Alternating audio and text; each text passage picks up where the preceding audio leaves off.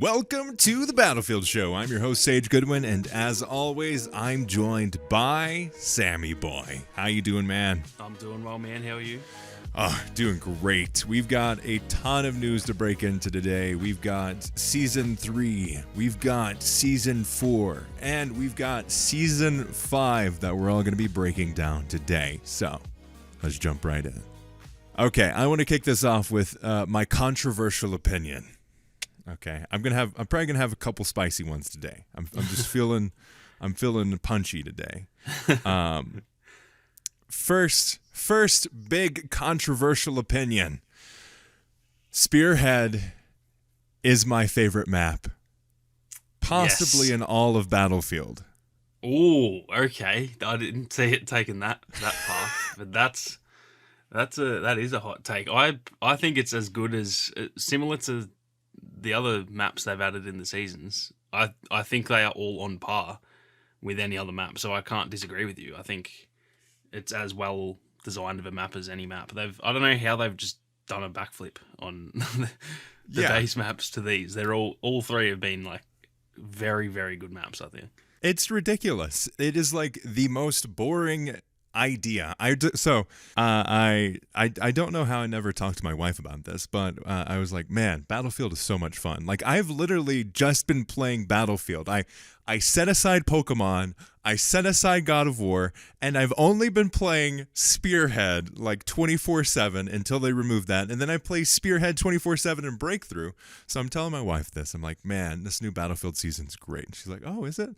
I'm like, okay, first off, let me describe the concept. It's a field in Sweden. Yeah, it's a field in Sweden around some mountains with big boxes in it. She's like, that sounds awful, but it's so much fun. Like, most boring concept possible. Boxes in a field. And it has somehow captured my heart in so many ways, and I love playing it so much. And, like, I've mostly been probably like maybe 90% of the time I've been playing it on Conquest. And I had some issues when I first started, but now, like, when you play it and you keep on going, you learn the intricacies, you learn how to like turn the tides if there's ways that you can. So it's very linear, obviously. As we all know, we've been playing it. Very linear map design. It feels like it was designed for Breakthrough first and then happens to be Conquest. Definitely. But the way you do it, like, you circumvent the linearity with it. Like, if you want to really make a tide change, you go into the enemy's field and you start taking their A1 and A2. And once you do that, you like just break away their control. Because if you get C1 and C2, those are like the deciding factors. If you can get those, you're going to win. But if your enemy gets those and early enough, you can go to A1 and A2, you can do some damage and make everyone leave C1 and C2 to get their home bases. Like, I love that. Like, there's strategy with the map design. Like, who would have thought a Battlefield 2042 map would have strategy in the map design? Yeah, it is a weirdly laid out map, isn't it? But it does work somehow. It's one of those maps that on paper, especially also, like you said, with the concept as well. Like, on paper, this map's not that good, but it just is. Mm-hmm. When you play it, it looks. I think it looks beautiful as well. It's one of the in the concept art and the stuff we saw in the trailers and stuff. I wasn't blown away, but when you're playing it, I don't know what it is. It's like the lighting and everything. It just looks so nice. Mm-hmm. And yeah, the layout shouldn't work, but it does. It really just does work for some reason. They actually have terrain design and flow. And you go out into the fields, you're up and down. Even, like, they do such a good thing where the foliage on the ground blocks certain views from you, so you can't just, like, snipe anywhere. You have to get to a certain point. And when you get to that certain point, you are also vulnerable to other snipers. So it's like multiple layers. Like, you can't just lay down on the top of this fielded hill. You have to get on top of the rocks, and when you're on top of the rocks, other snipers can see you. So you have to be strategic. You have to pop up and pop down. Like, what in the world? Yeah, like I said, it's just a complete 180 on all the base maps. Even, like, we've talked about Orbital. I think Orbital's a pretty decent map, but it's These maps make that look bad. Like it's I don't know how they've done such a. They must have had. I think we talked about this last week, but they must have had like a genuine sit down with like the whole everyone who's involved with designing maps and said like these ones just aren't good enough. We're gonna have to like really revamp how we're doing them because it's just a night and day difference. So yeah, I love it. I love it too. I would definitely say for me in this game, it's easily my favorite. Stranded and Exposure are close, second and third, but I do think this one is by far my favorite.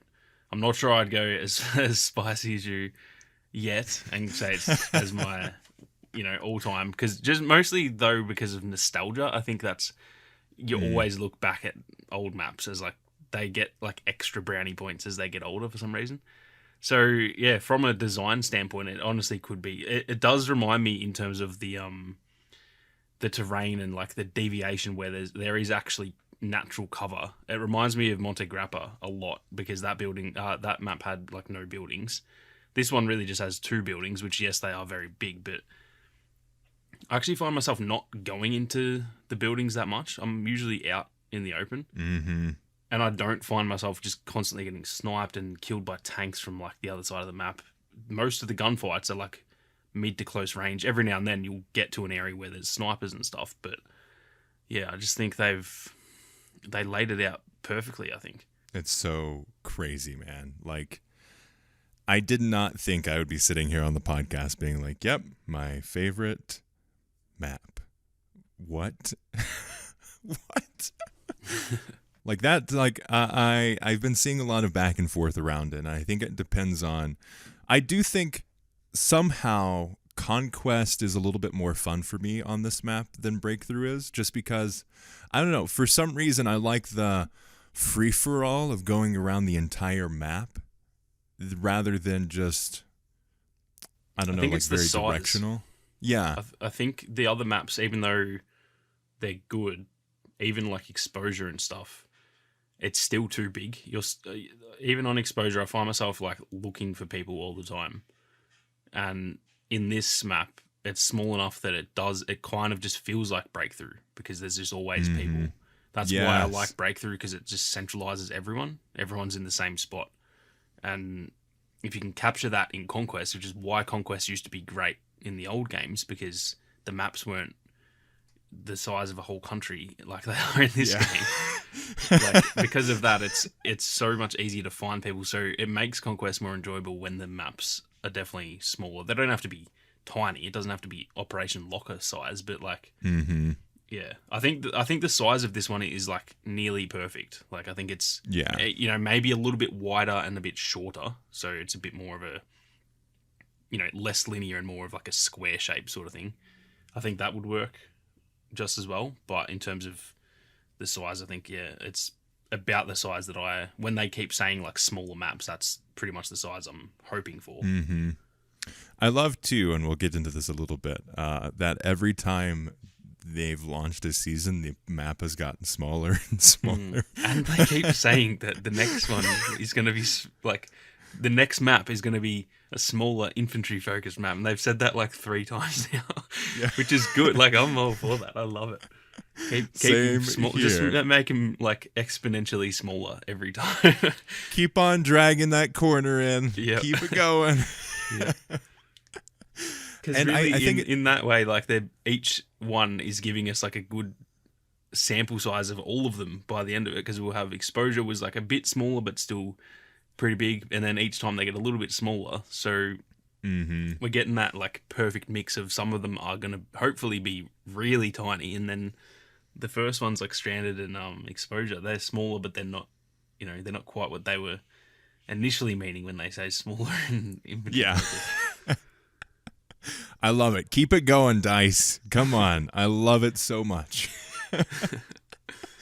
But speaking of that, let's jump into the Battlefield briefing. So we got a lot of like good details today on a variety of things. To even mention on like season 3, and marks a year of Battlefield content. And as we get to this year, they have a year of season 1 of like the first phase of Battlefield's DLC and the battle pass and all that. So they're expanding on that idea, and they are. Again, this month they have a few different days that they're having free-to-play time, so people on PlayStation, Xbox, and Steam have various times that they're able to play the game for free, and it also ties into it being on Game Pass and EA Play Pro, or I think it's EA Play Pro, not just EA Play. Yeah, they've changed the name of it that many times that I don't even know what it's called. Yeah. But they mentioned that since Season 1, they've been working on the old maps. So they've been reworking those, and they want to, they touched on this more. It said, as covered in a most recent development update, this continues in Season 3 with Manifest and Breakaway, which we will get pretty soon, later in December is what they say, and we'll get the new version of Manifest. And then later on, I think early January at some point, I think we're going to be getting the Breakaway map. So that'll be good. Yeah, I'm very good. That's like the one I'm the most keen for, without a doubt. Yeah. It seems like the one they've put the most effort into, and when they put effort into something, it usually pays off. Yeah, exactly. But they say with Season 4, they're targeting for Discarded, and as we get further along in the process for Hourglass, we'll use our next development update early next year to confirm when it will be released. So probably, if I were to put money down, I would say Season 4, we're going to get Discarded, and they're going to put a lot of effort into that, because I think it needs a facelift more than just putting more storage containers everywhere. And I assume Hourglass would probably come after that. Yeah, I would think so too. Because that's, I think, one of the worst maps, and they need more focus. So I could totally see them being like, okay, we're going to do this even deeper. Yeah, I think the order they've done it is actually, like, in a weird way, the opposite order of the ones that needed it the most, which is how it should be done, because the ones that need it the most need the most time. So Discarded and Hourglass are probably the two that are just the most bland and boring. Yeah, and they do need that extra time. So I think they've actually really nailed that. I will say Renewal and Kaleidoscope, after all these other ones, they now feel a bit like underwhelming, because not that they. I don't think you and I were ever like, oh, they look so good. I think we were always kind of like, it's not that good. But now even more so, these all look really good. And it makes those two. But then again, they are the smaller maps, so like. I think already people just don't care about those maps that much. I think the thing with the bigger maps and like the ones that I haven't played that much Hourglass and Discarded because I just don't like them. So if they can really change them, they will kind of feel a bit like a new map. Like if Hourglass becomes a good map, that will feel like a brand new map to me, because I've honestly have not played Hourglass in, like, I'm not even joking, about 8 or 9 months. Like, I just haven't. It hasn't. Anytime I see it, and even if it does, I just quit straight away. I was thinking about this the other day, actually yesterday. So I hopped on my lunch period and played some more Battlefield, because that's what I do now. I hopped on. It's like maybe it wasn't yesterday, but it was the day that they removed the 24/7 spearhead from Conquest, which I think is a horrible move. Yeah. I immediately went to Breakthrough because I do not want to have the chance of playing any of the base maps. Yeah. For the rest of this season, put all 3 of the new maps in a rotation permanently. I think that's the way to go. I know that they will be a bit annoyed because like they have also worked on like Orbital and stuff. I get that, but the thing is, we've played those maps so much that I think we can have a bit of a break from them and play the good maps. Yeah. And the thing is, like, the other options are still there. Don't fully remove regular conquest. Yeah, just have one rotation. They have the new like menu tile setup. Have the first decision be, maybe if you want to, and be like, okay, we'll add it, but not going to be the first tier, just so. Okay. Yeah. Have the first tier be all of the maps, and then the second tile be the new rework, not the reworks, the new maps. I don't want to play any of the reworks. Like, and also they're better, but not Exodus great. Playlist they had with like the portal maps. Like, what happened to that? That was everyone's favorite, and I haven't seen that in months. I think it just came back, right? Oh, did it? I've got Battlefield pulled up on my Xbox behind me. Let me check real quick. I haven't actually played this. Well, It would have been the day Exodus before. Conquest is back. Oh, that's so good. Yes, because I played the day before they removed the 24/7, so I actually haven't played since then. There you go. Yeah. Well, So take back everything I said. it is a fair replacement, but I still want Spearhead on there again. Get rid of the Conquest tutorial. People aren't playing this that don't know this game. Yeah. Just get rid of it. Make it a little like press the toggle 2 times or something like that. I don't know. Have it scroll more. Well, it was just when you load into your first game, they can tell that, like, just put you into that. That's how it was. Because when I bought it I'd already played it, and then I bought it on PC to do testing, and it puts me straight into that. So it's like, just no one wants the actual tutorial in the tiles. It's just taking up a slot.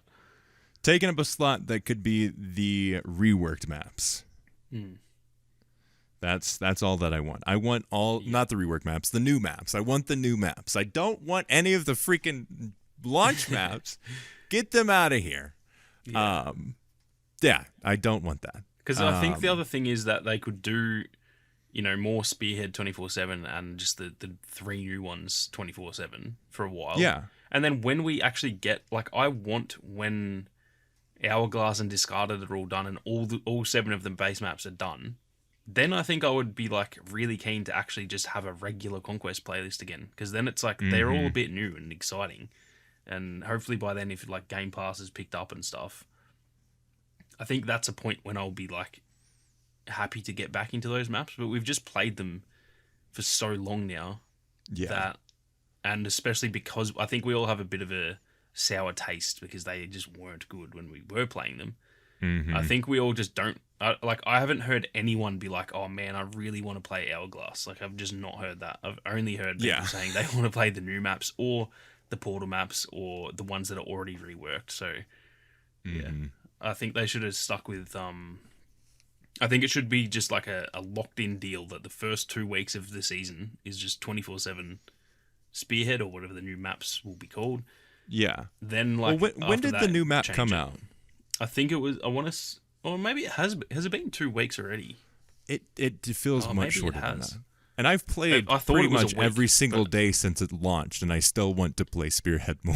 Yeah. No, so it's been about 10 days because it dropped on a Tuesday, didn't it? So it's So it's been a week and a half, I guess you would say. It should stick around for then maybe 2.5 weeks until it gets to that regular rotation time, because I think they change on a Friday, don't they, or a Thursday? No. Wednesday, I think it's Friday. Maybe. Don't they usually change with like the Friday night Battlefield? Oh yeah, they do. Yeah, so it should launch on the Tuesday, and then like until that Friday, keep it 24/7. Then 2 more Fridays, and on that like second Friday, change it so it's like two and a bit weeks. I think that would be perfect because, again, anyone who is like, oh, I don't want to play the new map, which one, like, why would you not? I don't know how that is a logical thing to think. Yeah, unless if you don't want to really play the new map more, quit playing Battlefield 2042.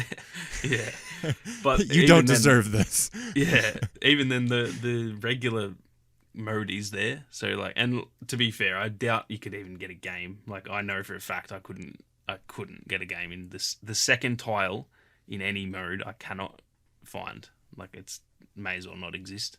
And even like, to be fair, Breakthrough has actually been working. I'm very curious about Game Pass, how much of an effect it's having, but I can actually play Breakthrough, which is mental. That's been like 9 months huge since I've been able to play.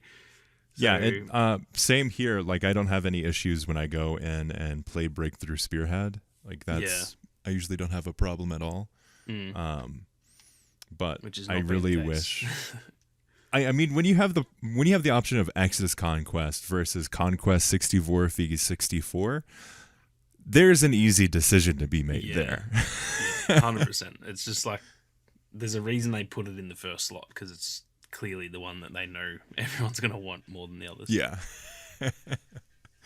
Come on, DICE. Whoever is making that decision, whatever intern, person, developer, whoever you are, please listen to this podcast. We know there's some people that listen to this podcast. We know there's someone listening. We know it. There's multiple people, unless they just really like re-listening to the shows. We know you're there. We have the stats. Somebody in Sweden is listening to the podcast. Please. We need to find their IP address and find out if it is in the Stockholm building, and then we can officially confirm it. Track it down to the desk. Hey, you, dice, floor 4, Yeah. seat 12. Please help us out here, guys. We can learn Sweden to say weasel that our sentence. way into getting an inside man if we play this smart. We need all of the new maps to be in their own rotation, please. Please. I'm gonna jump to Portal and do it. Like that's how desperate I am. I'll go to Portal. I haven't touched Portal in oh my gosh. When was the last time I played Portal? It's been a Good minute for me. gravy. It's been a hot minute. Maps aside, so we're getting the new. They are going to continue it, and I like how they know how much work Hourglass will be. That they say yes, they will be reworked and they will come in future seasons. But season 4 is discarded, and Hourglass will use our next development update early next year to confirm when it will be released. So they don't even I don't know how you make that map better without changing it drastically. It's got to be like fundamentally changed. I think you've got to move the city around a lot.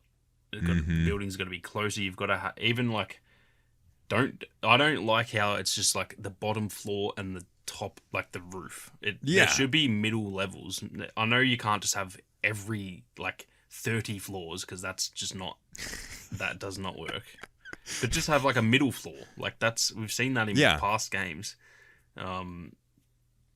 Because right now it is just like Siege of Shanghai, which obviously was a great map, but the map around it was good. The central building was just the roof and the floor, which that came out. I think we accepted that because that's what games were like that back then. But they're not like that anymore. You can have like a middle. It doesn't even have to be a whole floor, but just a bit of depth. I mean, if you look at something like buildings. Warzone, I mean, they have a massive map, and most of the skyscrapers you can go through all of the floors. Exactly. So that's something that I would love to see, and then also just like, I'm not sure how they fix the sand area. That whole thing is just so boring. Maybe they'll have to fully bring all the points of interest in, like closer, and then I think they should do some sort of like tunnel system or something under the sand. Like, I don't know, that'd be sweet. You got to do something because the way it is just so. It's just so boring, and it's annoying because it's probably of all the maps in the game, I think it's like my favorite concept. It's like this. I forget how they just. I think it was they described it as a city swallowed by sand or something, and like that is just so cool. That's like that gives me like apocalyptic vibes of this massive World War III, and the city got abandoned, and there's big storms are coming in and blowing sand everywhere. Like that's so cool. The concept of the stadium and everything is so sick, but it just sucks. It's just not fun. Yep. It does. I don't. It has the, like we've talked about in past episodes, it has the coolest design or coolest concept. Yeah. Like really awesome. Like you said, it's the elements have overtaken this futuristic city. And you as a no-pat have to fight your way through it to be repatriated. Like storytelling, check. Idea, check. Opportunities for awesome design, check. Actual design, no. Yeah, the execution just did not pay off at all. I mean, you have like an entire city in between the buildings. Yeah. Like space-wise. Yeah. You don't feel like you can see the stadium skyscrapers. in the middle of them, You could. Honestly, you could fit the stadium in between like the cross section of these buildings. Doesn't feel great, and it almost feels like there's two maps. Almost like no, it feels like there's three. Like you're in the skyscraper area, you're in the outskirt area that like the smaller buildings have been taken over with sand, and then you have the stadium section. Like you have three unique sections that do not flow at all together.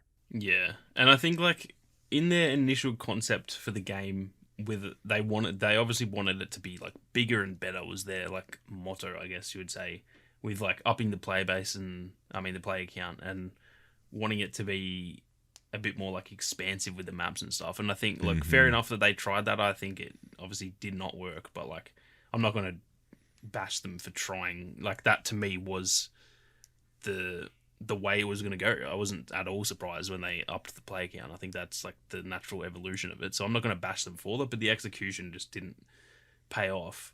So they now need to bring it in line with the rest, like what they're currently trying to do, which is bringing that back down to smaller maps. Like bring it in heaps, make it way smaller, bring the stadium closer, bring that little village closer, scatter some more buildings throughout the sand dune area, which I guess kind of doesn't make sense because it's meant to be like swallowed by sand, so it doesn't really make sense. But I'm sure they can, if they like fully redevelop it, I think it could be a great map. It's just whether they can do it.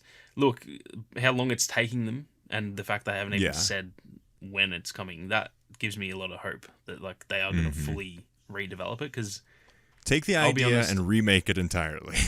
Yeah.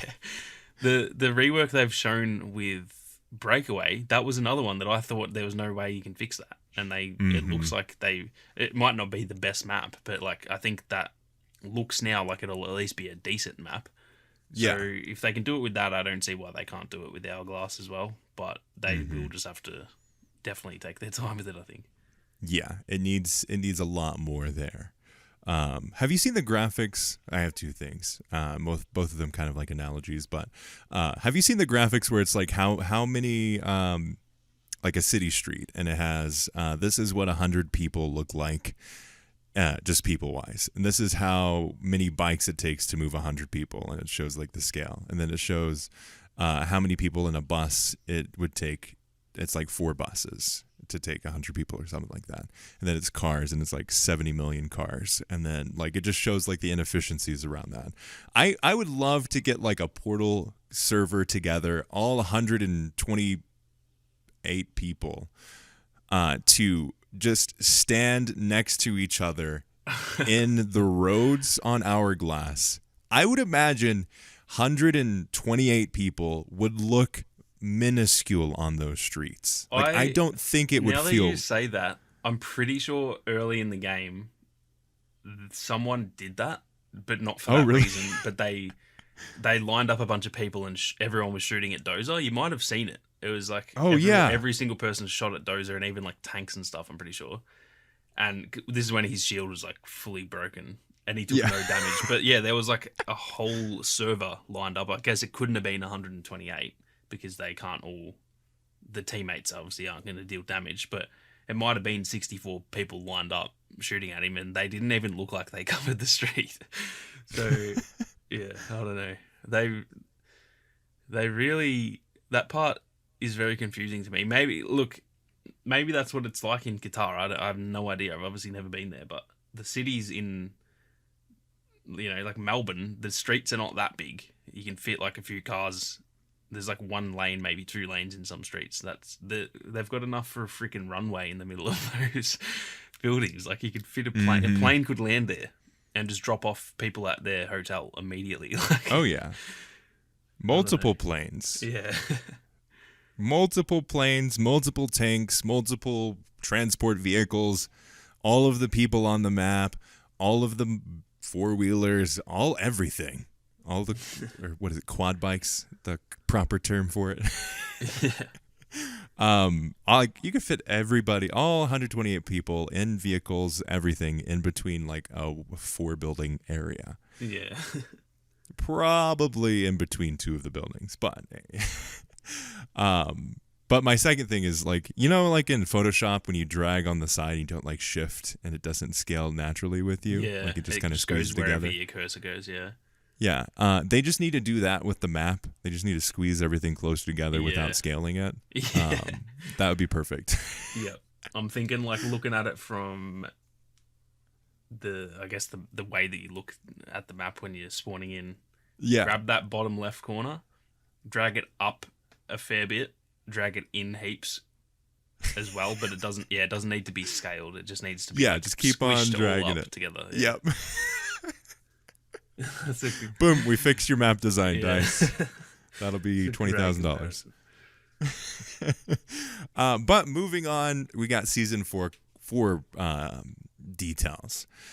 They say season 4 will mark the end of our 1 year or year 1 and will launch in early 2023. It will bring you a new specialist, all new battle pass, brand new hardware, and more. The map will be smaller, shorter, and linear, designed for up close and personal close quarters combat that Battlefield is famous for. Good. Yep. The second thing, they are going to bring one more specialist, and this will be important later. But what do you think about, they showed some concept art. What do you think about this idea? We mentioned it earlier in the podcast when we were talking about love how like each map they design is smaller and smaller and like more of what Battlefield's known for. What do you think about that little blurb there? I really like it because I do want. Look, each map that they've made, like Spearhead, I'd say is one of the smaller maps in the game, but they're still not like small. They are just like it's massive. normal size. Yeah, they're still Like if you put that in Battlefield 1 or 5, like it's be one of the big ones. Yeah, exactly. So they are getting smaller, and I'm actually happy with the size of pretty much all of them because even Exposure was pretty big, but like I think it plays well, so I don't really care. Yeah, but I want a small we said this about the Sweden map that when we didn't know what it was. I want a genuine close quarters like just cluster. I just want to be getting blown up every time I spawn. I just want to shoot in a hallway and get 3 kills and just like I want that map. I want like a Metro, a Locker, maybe not those like that small because those are like genuinely just full chaos. And they are almost like they to me are almost like gimmicky maps, if you know what I mean. They're not like, it's kind of like DICE when they release those maps. They're like, all right, we're just going to kind of mess around with this one. It's just like a bit of a fun time. Yeah, they don't feel as like, I don't know, properly designed as like the base maps, I guess you would say. But I want one like that is just full chaos and there's like no running. I don't want to be running around. I want to just spawn. I want the time to kill to be 2 seconds. Yeah. I really want like a genuine small map because they, like we've said, they've kept saying it's going to be smaller and smaller. And I'm not even like dissing what they said because those maps are good, so I'm not fussed. But I want a genuine map that we go, holy shit, this is like actually small. Yeah. This is like a, not a Call of Duty map because that's obviously not going to work, but like that type of map where you just spawn and you just run for like 5 seconds and you're in the fight already. Like that's what I want. Oh yeah, I want that so badly. Obviously it's not going to be great for every single player, but I want a map that is just teeny tiny. Like keep on going smaller and smaller. I want it to be like you said, you get in, you shoot, you get shot, you die, you respawn, you do that all over again. Yeah, and I do hear that a lot too, that like, you hear a lot of people say, oh, but that's not Battlefield and I like sniping and all that, and that's fine, but you've got all the other maps for that. We just want one. Have you played the entirety of the rest of Battlefield 2042? Yeah, not even just 2042, but just all of them. Like, they're all like that. So give us one. Also, like, have you just played Battlefield? Like, oh, that's not Battlefield. Have you played, I don't know, Locker, Metro? Those are the most popular Battlefield maps. Yeah, that's the thing. And they do not cater to vehicles or snipers. Yeah, that's the thing, is that it's not like these are niche. It's not like Operation Locker is like frowned upon and it's only a small amount of people that like it. It's like by far one of the most popular. So yeah, I don't see when people are saying like, oh, but it's not Battlefield, I don't like fast-paced maps, blah blah blah, just don't play it because the rest of us will. Like, that's what we all want. Everyone in the community, I say everyone, obviously not everyone, but I think the large majority of the community love those like small chaotic maps. And if it's one out of that, this will be, so what was there, 7? So what do we got now? 10 maps. I think so. This would be 1 out of 11 maps when it drops is chaos. So I think that's a fair ratio for the people that don't like that. I think they can live with 1 out of 11, surely. Yeah, like seriously, like that's less than 10%. Yeah. Yeah, I've never understood that argument. I used to hear it all the time with, like in Battlefield 5 and stuff. It's like, oh, but I don't like that. I don't like when there's people running around with shotguns. Just don't play that one. That's fine. Like, the games are better when there's kind of something for everyone, I think. And we've got big, wide open maps that are really fun for snipers. We've got, hopefully a close quarters map that is going to be just chaos, and then we've kind of got everything in between, because now that the other maps they're adding are definitely, they've kind of scaled up so that now we do kind of have like every size of map that they can put except for a small one. So that's definitely my hopes, and I hope it's just full carnage, to be honest. Yeah. Oh, be beautiful. Yeah. And I will say the concept art looks cool. Like that's what I picture. Like, just, I want it to almost all be inside. It looks like that. It looks like it's in a missile silo kind of thing, like an underground missile silo. I don't want to see the sun. I just want to see cement and bullets. That's all I want. What is that? Is it Battlefield 4 that has I think it is Battlefield 4. It has like the inner docking station for boats. What is that? Oh, yes. You know what I'm talking about, right? It's yeah, like you have the outside section that you can kind of see like the ocean, and then basically all of the action is in the center. Yeah. What the hell This is is that called? that's what this map is giving me vibes of. Yeah, 100%. I'm excited about this. I think looking at it for scale, we see some storage containers. I think that's what they are. So it's a large like vertical map, and they've got, it looks like some scaffolding, so you're going to have some of that verticality, which is good. It looks big enough to have some vehicles, but not enough to where like you could probably only fit like one tank in here, which I think is a good decision. And it's not going to have the mobility that it would have in like open areas. So I think if they want to have vehicles in it, it gives you the availability to have it, but they aren't like the main focus, which I think, especially I think Spearhead did a really good job of balancing this. Like, you can play vehicles, you can be successful with vehicles, but it gives you like, if there is a tank coming across from like, if you go, okay, so you're wandering around the beautiful landscapes of this. You see the beautiful box around you. You're jumping in between the ravines and all of this. You see a tank. You know what you do? You crawl and you climb behind a rock, and you're going to be safe. Yeah. You reload your rocket launcher and you can take on the tank. There is no other map so far in Battlefield where that is a possibility. And I think this could be the next one where you do that.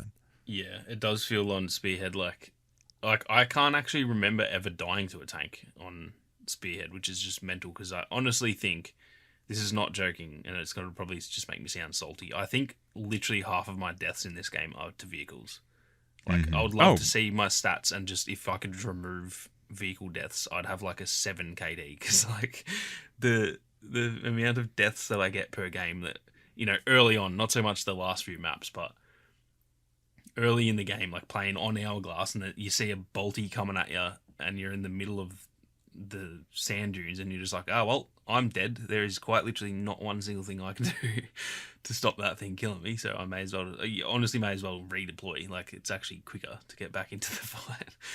So yeah, that's the other thing with the close quarters maps, that they do cater towards infantry, and that's why I like them. It's not just about the chaos, it's just like, I want to be able to run around and not have to worry about something that is objectively better than me. Like, a tank is just so much better than a player, or an infantry. I can't, if we both see each other, I can't really shoot it. If I see a player, we can both shoot each other. If he kills me, he was better than me. Good on ya.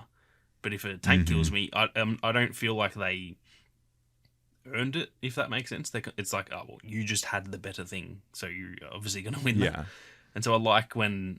Yeah, I don't want them to fully remove vehicles either from that. Like, I think in the screenshot we can see, there's like a kind of like a road It looks like there's actually a sort of tunnel that's leading up, which maybe that will go outside.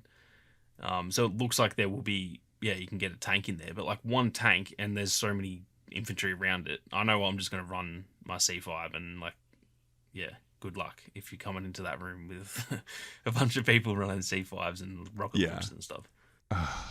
Yeah, like I was rocking respawn beacons. I was playing more of like a support role. I'm going to get there, I'm going to snipe, I'm going to have something for my teammates to spawn on. Really enjoyed that play style. Was having fun too with it. But because of Spearhead and just, I was like, I'm going to fight back.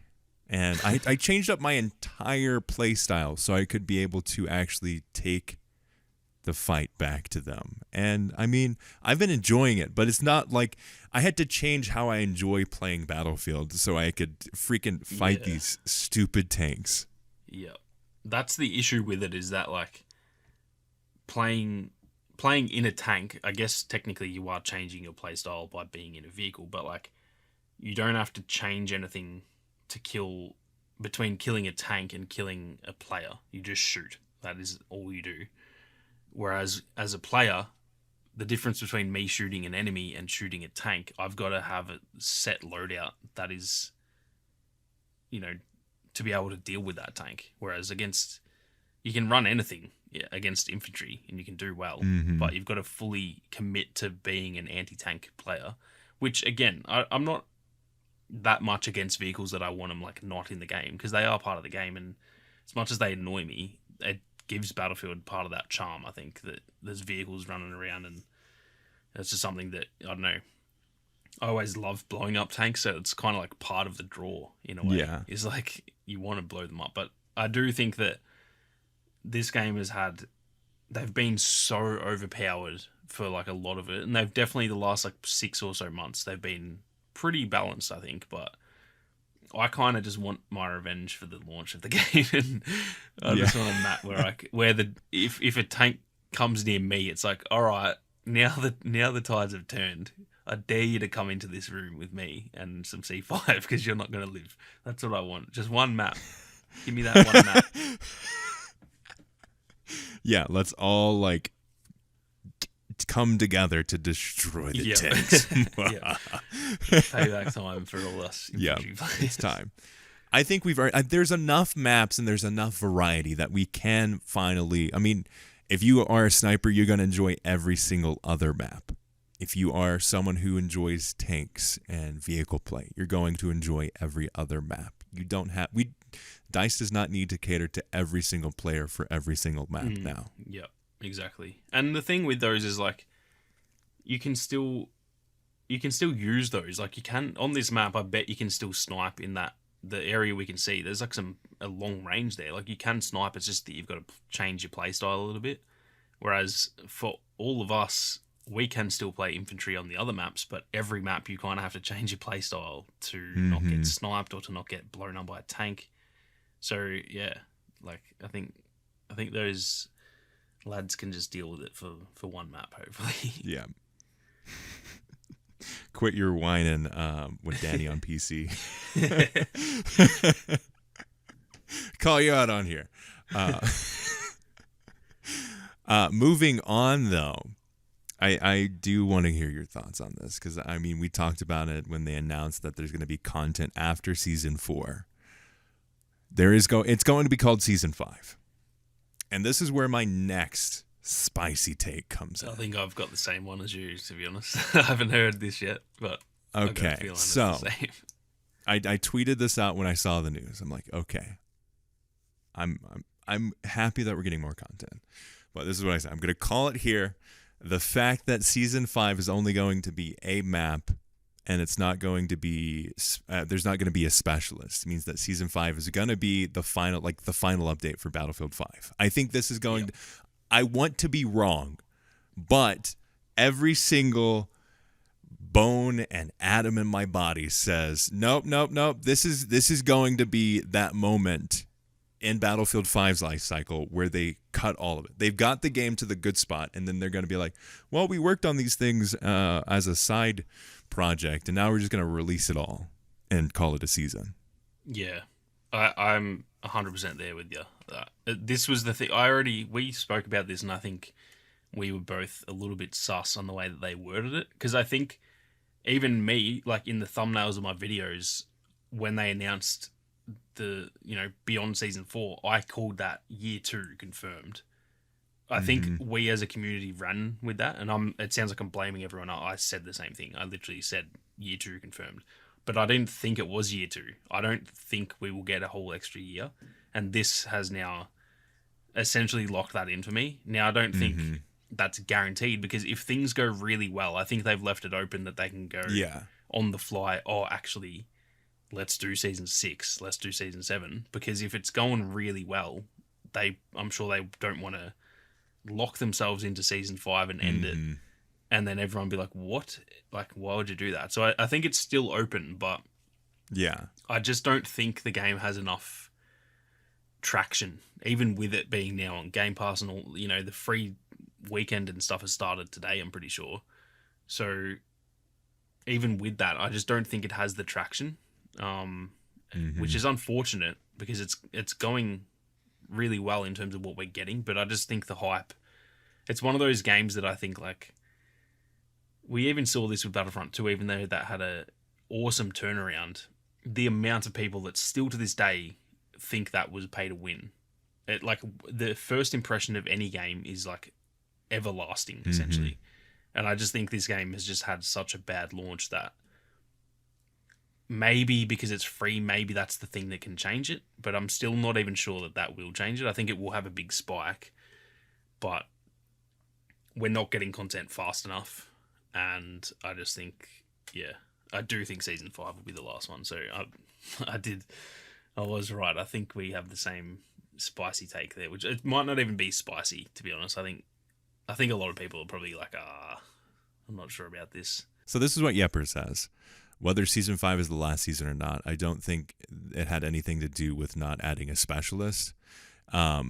This is what he says. They legally had to do it for 4 seasons, but now they're switching to classes. I'd much rather see a new gadget instead. So I think there's a lot here. I think there's a couple takes you can have. 1, they tried the specialist, it didn't work, so they're trying to adjust it. 2, which is what I think and what we've just talked about. I think they're going to use this as, okay, it's easier to get a map out than a specialist and then balance all the specialists, so we're not going to do that because we don't think that we're going to make content after this. 3, there's the idea of, hey, they've said they're going to have the same amount of content as previous season except for the specialist.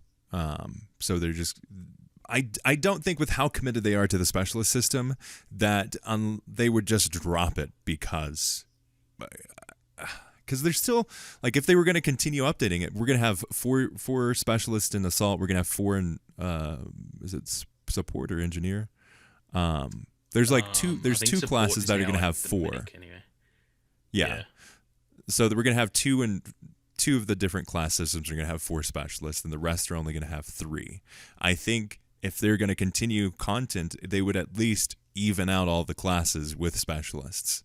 Yeah, that's the odd part for me, is that they even show a thing with, like, the character who's, like, blacked out that we don't know yet. And it's like, they're not balanced. There's 4 assault, there will be 4 recon, and then 3 of the other 2. So it's kind of like, why? Like, why is it like that? So... Yeah. But the thing for me also is that the specialist doesn't even weigh into my thoughts on it, to be honest. I just don't think, I just have been set on that. Ever since they didn't word it like we're getting a whole extra year, I just know. Yeah. I've just got that DICE PTSD that I just know that this is how it works. Unless, and I think we'll be able to tell on the fly if that's going to change, because if we just notice, like, oh my god, there's so many players and, like, it's blowing up on YouTube and it's, like, so popular, then I think we'll both be like, oh, maybe we'll get season 6 then. But it's the type of thing you can see gradually. Yeah. So I think that's like a gradual thing we'll learn about. But right now, I just don't think. Yeah, I just don't think we'll get past season 5, and the specialist thing does add a little bit to it where it's a bit, like, odd. It's like, that seems like the kind of thing that could happen in your last update. You just do a map and like maybe an extra weapon instead of the specialist, and try and even out so that the full package of the game is better represented, I guess. Because then, for example, if they did finish with 4 assault, 4 recon, 4 support, and then only 3 engineers, then it's like, why not just put one more in that class? So now that there's 2 classes that have only got 3, I think that makes a bit more sense to leave it that way. It's a bit more balanced. So Yeah. I just feel like they're going to leave it in. At the end of the day, they probably do see it as like, it's now going to be the finished product, so we've got to leave it in a nice, balanced state, I guess. And not adding an extra specialist definitely would make sense if that's their thought process. I don't know, like I said on Twitter, like my spidey sense is tingling because, I mean, we've seen this so many times from them. To make Battlefield 2042 the success and overcome the launch issues, they need to have something like the Celebration Edition, which perfectly set up a new starting point for Battlefield. It brought in a lot of new players, but they need to not do the whole thing where they cancel it 3 months after they basically relaunched the game. They needed to just not screw up the monetization, which this game has done. Yeah. So if they actually, if they did if that exact situation happened to this game, it would have succeeded because they've got it set up to make more money. That game it was a bit, I think, like, partly the pandemic and partly just the launch. It just, like, the timing just did not work. It was like Celebration. We all thought the Celebration Edition was like this proper resurgence. And then when it dropped, and then we were kind of like, oh, actually, how are they going to make any money off this game ever again? So it was a bit of a, I don't know if that was a force, like something they didn't see. Or if maybe they could have actually just seen that as like, this is the last, like, I don't like using the term money grab because it was a really good like addition. So I don't see it as like a money grab, but that's the way the best way to describe it basically is a quick money grab. Yeah. So yeah, as much as I don't think we're going to get past season 5, I really hope I'm wrong, like you said, because it's so annoying that they just keep doing this. That they get it to a good spot and then cancel it, and then we've got reservations going into the next one. Even with, like, we've said enough about Vince and Marcus and those guys, but even with them at the helm, I will be going into the next game with like, oh, is it going to be good? If they get this game if we get season 8, season 9, season 10, and they stick with it and take the time with their next one, I won't even blink about the next game. I'll just know it's going to be good because they've got the right people in place and they've earned my trust back with this one. But I haven't quite got there with this one. I'm not quite like, okay, this is great now, because it's very good, but it's not. They need to like support it longer. It's not about just getting it good and then just ending it. That isn't support. You know what I mean? That's just fixing it and then dropping it. Yeah, they haven't shown. Even with the addition of season 5, which I think is great, it's a step in the right direction. Yeah. But to really bring back the fans' trust in the franchise, I think you need to have that we are continuing it into season 2. We are year 2. We're having a year 2. It's not, what do they call it? They say something about it. Yeah, so this is what they say on the Twitter thing. Get your first look at what's coming to 2042 next year. That's it. Then they mention I think if anything, from what we're seeing and what they're saying, we're going to have content and updates to the end of 2023 maybe. This is what they say. Battlefield 2042 sets up the future for a franchise that we're all in on. We will continue to listen to you and learn from you to inform the work being done at DICE, Industrial Toys, Ripple Effect Studios, and Ridgeline Studios for all the Battlefield experiences we are all working on now and for the future.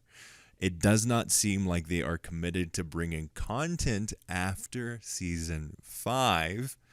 I would love to be wrong about that. Again, I'm not being like, yeah, Battlefield's crap and I hate it and they suck and I'm not doing that. But I think they need to be, they're constantly avoiding committing to something that all of the fans want, and I think they franchise really do have needs. commitment issues. Actually, now that Yeah. that is literally what it is. They have got commitment issues. Just announce it and just write it out. And if it doesn't go the way you planned, then so be it. But if you just cancel it before, then it's not going to go that way either. So you can't. This is the perfect opportunity for them to just try anything they want to. Yeah. Make a teeny tiny map. See if that's going to work. What do fans like? Okay. Yeah. Turns out the fans really like teeny tiny maps, and we should add that for the next Battlefield game. Perfect. Yeah. Okay. Just throw every single thing at the wall for this game. Your fans will appreciate it. It's a perfect learning experience. It is. It may be costing you time and development money, but hey, you have specific teams and groups that are already working on the franchise. Keep them on this. Keep them working. Keep the teams that are working on the next Battlefield working on that game.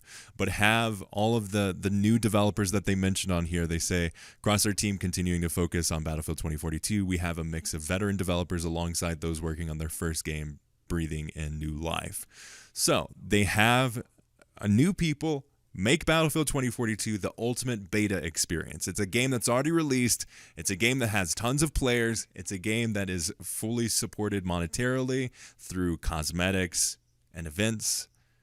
Just keep on going. Throw stuff at the wall. Make it as wild, as wacky as possible.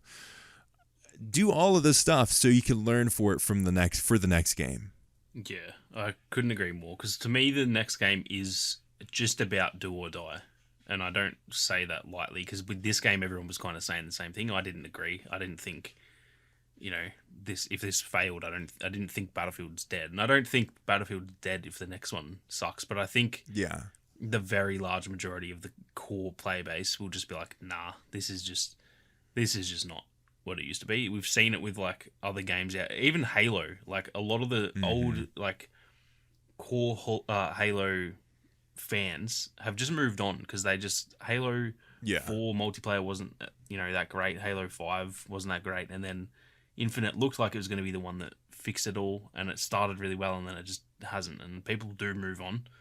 So it's not like the franchise dies. Like when people say Battlefield will be dead, like it'll never be dead. As long as they're selling games, they will always sell. But for me, the next one is kind of, there's a lot of pressure on it. It has to be, it doesn't have to be 10 out of 10, but it has to be like a good, 8 out of 10 at launch. Yeah. Or I think even like a die-hard Battlefield fan, will be like, I don't know about this franchise anymore. It's not going the direction I want. I miss the old ones. Like, it just all adds up after Battlefield 5 and then this, and then if the next one sucks, it's just going to be like, people just get bored of it. So, like you said, use this one to learn. They've just said in their own briefing that there's people who are working on their first game. So don't let those brand new people work on your next game. That is very important. Let them work on this game that's already out, has already had its bad reputation, and it's only going to get better. So it's not like they're going to ruin it, like they're not going to make this game worse. And let them learn on the go with this game. Not just for the sake of it, but because that will earn people's trust back if this game keeps getting support. We then get a game that gets supported. We'll maybe look back at it and go, oh, that turned out to be a decent game. And the people who are new, when the next game is coming out, they won't be new anymore. They'll be a lot more experienced, which will only make the next game better. And that's how you get the snowball rolling. So, yeah, I feel like we've had this conversation like 100 times at this point, and it just still baffles me. I'm still just confused how they don't, how we can understand this stuff and they can't. It really does baffle me. I do understand there's the whole business side of it, but this isn't a franchise that's like Call of Duty where they pump out a game per year, and if they don't, they miss $1 billion. I understand why Call of Duty does, they have to keep pumping them out, because they're missing, they are quite literally going to lose $1 billion worth of potential profit if they don't release one. This Yeah. franchise has never been that. They don't need to think that way. I understand that it's a business, but they even said themselves it's only 10% of EA's income. So Yeah.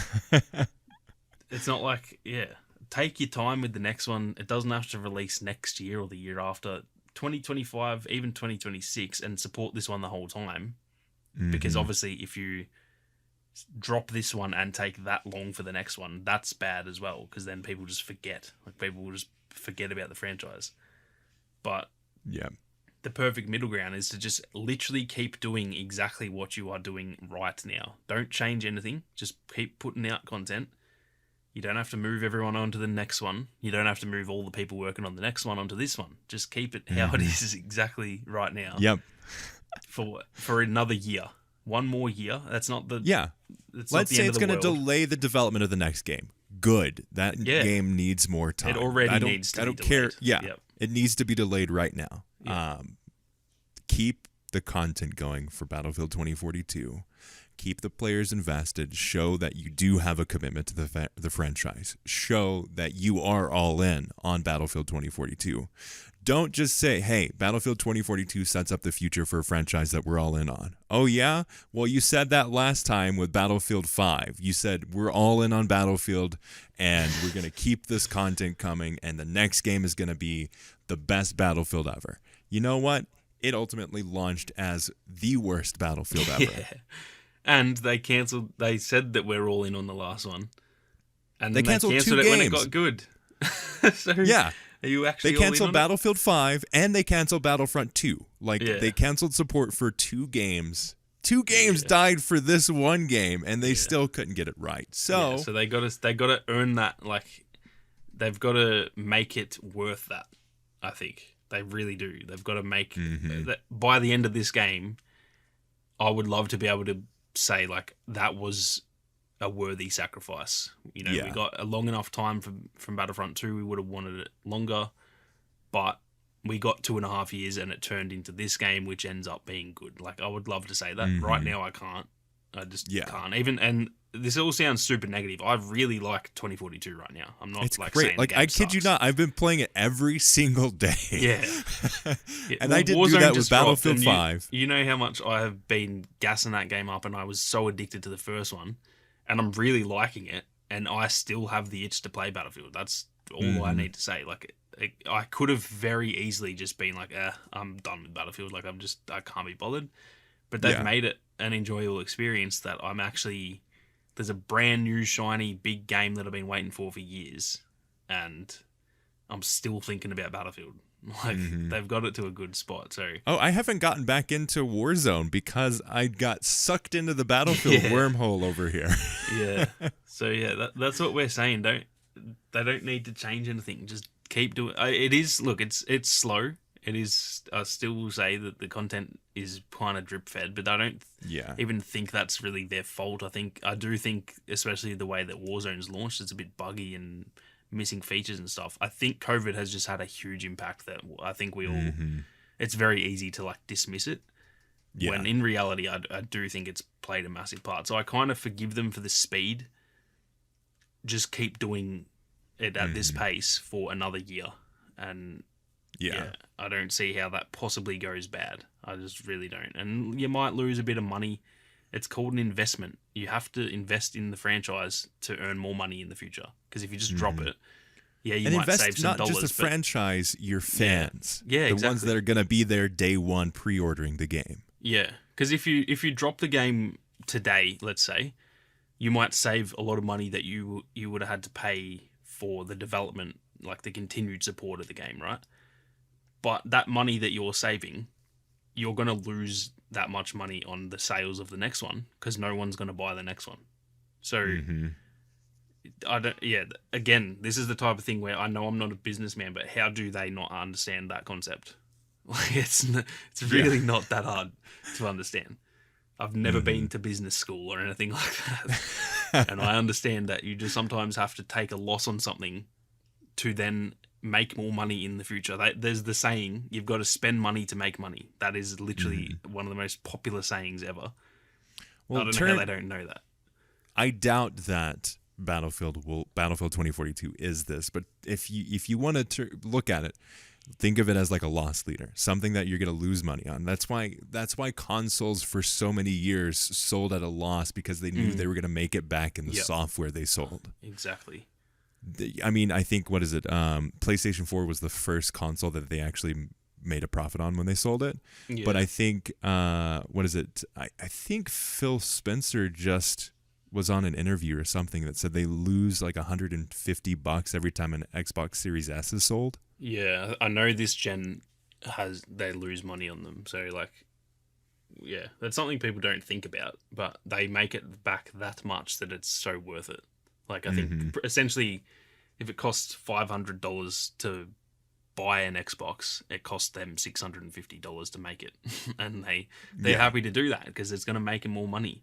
Without the console, they can't make money, or Microsoft can, and obviously Sony can. But like in this space, they can't, obviously. So they need to look at it that way, and they need to go. And the thing is, though, I don't even know if they will lose money because it's monetized well. Release good skins and everything, and people will buy it. It's not like it's Battlefront 2 where they genuinely had to take a loss if that was ever going to succeed, because there was literally no monetization. Like they screwed themselves over with that. This game could still make money. It's not like it's guaranteed to not. And that's where their commitment issues clearly come in, because they could just really commit to it and go, no, we're gonna try really hard and try to make a profit. And then everyone gets the best of both. But they're going to have to market the game well, because they have not been marketing the game well. No, you can't just like randomly release something and expecting everyone to be, oh yeah, hey look. No, you have to, all of the people you lost because you crapped out a game when it came out. You need to do the Call of Duty thing where you can go to a bar and you see an ad for Battlefield. Exactly. And look, Game Pass is a great start, but now they need to advertise that it's on Game Pass. That's so I don't on Game think Pass. A lot of people know that. If you went to someone who's a Battlefield player and said, hey, did you know that Battlefield 2042 is on Game Pass Ultimate now? They'd be like, what? I didn't know that. Because they're not telling you anywhere that they've done that. Yeah. There needs to be they should release a specific trailer. Like a big, massive production trailer, as good as the rest of them, because we all know that DICE trailers are just elite every single time. Yeah. Put it in its own, don't do it for Season 3 and just mention, oh, it's also on Game Pass, guys, go get it. Like, actually make a Game Pass, call it Battlefield 2042 Game Pass trailer on YouTube and just upload that. And people, and as long as that tap does in Microsoft. Yeah. They're wanting everyone to get Game Pass. That would be the perfect partnership for marketing. Yeah. Put it, spam it. Put it on the Xbox YouTube channel. Put it on all of them. That's going to only drive, I don't think Xbox would be against that. That's only going to make them more money if people get Game Pass. So, and then through that, people are going to realize it's on Game Pass. You can then get more people in the door. And then from there, then you've got to just do your best to maintain them by putting out good content, which they are doing. So that's something I completely agree with what you said, that the marketing, the actual trailers themselves are sick, but we see them. I don't think everyone else sees them. I don't think they're blowing up. Whereas when Call of Duty drops trailers, everyone knows Call of Duty's coming out. They need to really continue to push the marketing for their game, because it does feel like with Battlefield in the lead up to their games, it's almost like they're a single player game. They lead up to them really well. Yeah. And then it comes out and then it's now it's out, so we don't have to promote it. No, you do still have, that is not how it works. You do still have to promote your game if it's already out. It's not like God of War, where there's obviously not going to be a God of War Ragnarok trailer next year because the game's been out. So they're not going to do that. It's a single player game. But this isn't. This is a live service game. So keep putting out trailers. And the Season 3, I sound so dumb because there's been trailers. Those trailers don't count. That's just telling what content is dropping. That is essentially for the people who already play the game. They get a few 100,000 views. That's not even much. Drop a proper Game Pass trailer. They need to do more I don't know. There's so many different types of like an actual map trailer with like storytelling stuff, like the Exodus short film, but like in game, for example, doing stuff like that. That's what they need to do, because they just haven't. They've really only just done like the season trailers, which is just essentially, hey guys, here's what you're getting, and like they're great. Like, don't get me wrong, they so like the last one gave me chills when Zane turns around and like the transitions, they're so well made, but they're not like promoted to. This sounds dumb. They're not promoted to promote the game. They are just put there to like, for us to be like, here's what you're getting, guys. That's really all it is. So they need to definitely do a lot better there. They need to show that it is a much better game. Like, have a highlight reel where you have all of the new maps, you have all of the new specialists, you have their weapons, you have their specialties, you have all of the goodness, and then you show it off. Yeah, and especially even just for the free weekends, like. That hasn't been talked about enough, especially because the PlayStation one's like a week, so maybe that'll get more exposure. And I think like PlayStation just has more players, but do a little trailer for the free weekend. Like, they haven't done really anything. They just keep putting little things on Twitter, which is like the only people who look at Twitter are the people who have dedicated. Like, not everyone just has Twitter and follows Battlefield. Do you know what I mean? On YouTube, everything has like the potential to go viral. You can get a video that just gets 10 million views. So everyone, you don't have to be subbed to Battlefield to see that. So put out like proper trailers like that. And yeah, I don't see how they would possibly not benefit from that. I hope we get to season 5. We have the holiday period. It's a big time for games. It's a big time for sales. If they can time it well and they can show everyone that, hey, Battlefield 2042 is a great game and it's getting better and will continue to get better, I think with the fandom, the game, everything will be in a much better situation. But they need to put in the time and effort to get it to that. Otherwise, this game is dead in the water. And there's going to be a long gap in between this game and the next game. If they can get this game up until 6 months before the next game comes out, I think it would be a beautiful win. Yeah, 100%. Because that's the thing I'm worried about with the lack of... Like, if the next Battlefield was coming out at the end of next year, right? November 2023, I wouldn't actually care if support ended today. I'd be like, oh, that's... Okay, the game's in the past now. Let's just get keen for the next one. Even though I'm enjoying it, I'd be okay with that if it was soon. But it isn't going to be soon. At least I hope not, because I don't want them to rush it. So if we're going to go like 2 to 3 years from now without another Battlefield, I don't want to have to wait 2 years to not play. I think I can do a year. I think that's like fine, because that's what most games kind of do. Yeah. But 2 years, then it's like, I don't know. People just do move on. That's when, like, if there's no game for 2 years and Warzone's doing really well, that's when people become Warzone players, not Battlefield players. Like, they will find other games to play. And then when the new one comes out, they kind of go, I'll probably get it, but, like, I kind of like Warzone now. Like, that is a thing that happens. People do just fully change. So they've got to keep us hooked somehow by giving us content until then. That's why I want the seasons to go longer, not because I just want more content in general, but they need to reduce the gap between the next game and the end of support for this one. And I don't want them to do that by bringing the next game closer. I want them to push that back. They need to take their time with it, and therefore they need to also take their time with this one. There's no in between. If they just cancel it now and then we wait 3 years for the next one, then that's a long time. Yeah. Hopefully we get to the point and it's good and life and nature has returned to normal and we can be excited about the next game. Yeah, that's all I want. I want them to announce the next Battlefield whenever that may be, and for me to be like, oh my god, yes, I can't wait. Because right now I think I would be excited. I'm at the end of the day, I'm a little kid at heart. Like, I just get excited about new games. But I think if they announced a new one today, I'd be a bit like, I don't know about this. And I don't want that. I don't want to feel that way. I want them to have us all excited like we were for this game. I think everyone was really like that for this game. And now we've been burned, I think, one too many times. So they gotta earn it back. Yep, they do. They have to put in the work and commit. But we'll see if that happens.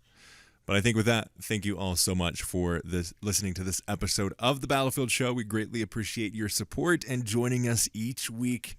Every episode comes out Saturday night here in the U.S. And I think that's Thursday around lunchtime in Australia. Sunday. Sunday around lunch-ish time. Yeah, roughly. In Australia. So make sure to click subscribe, hit the notification bell if you're watching this on YouTube, and your favorite podcast app, make sure you're subscribed for free. We'd greatly appreciate that. Let us know your thoughts. What do you think about the news? What do you think about Season 5, the new map, and everything like that? Would greatly appreciate your thoughts, theories, discussions on that. And as always, we'd like to thank Ethan Clark for the beautiful thumbnail, and all of you for listening. As always, we'll see you on the battlefield.